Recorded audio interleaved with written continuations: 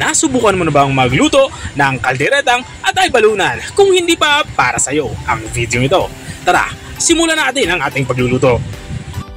Sa isang kawali, magpapainit lang tayo ng mantika.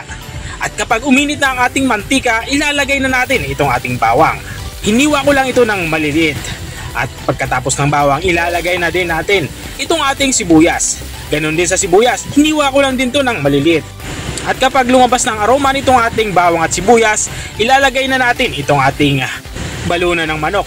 Uunahin nga natin ito dahil ito yung matigas. Igigisa natin to hanggang sa mag light brown ang kulay nito. Katulad ng nakikita nyo. Kapag nag light brown na ito, ilalagay na natin itong ating tomato sauce. Kung wala kayong tomato sauce, pwede kayong gumamit ng tomato paste. Walang problema yan.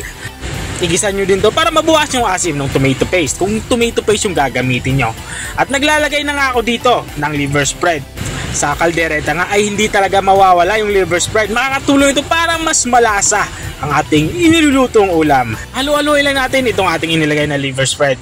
At maglalagay na din tayo dito ng tubig. Ang tubig naman ay sapat para makapagpalambot nitong ating lunan ng manok. At papakuluan natin ito ng mga 15 to 20 minutes. At makalipas nga ng 20 minutes ay binuksan ko na ito.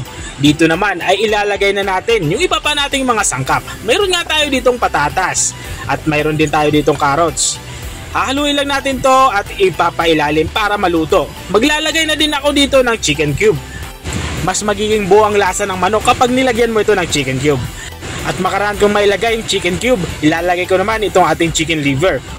Pinapahuli nga natin ito inalagay para hindi naman tumigas. Tumitigas kasi ito pag na-overcook. At tatakpan ko to at lulutuin natin ng mga 5 to 10 minutes.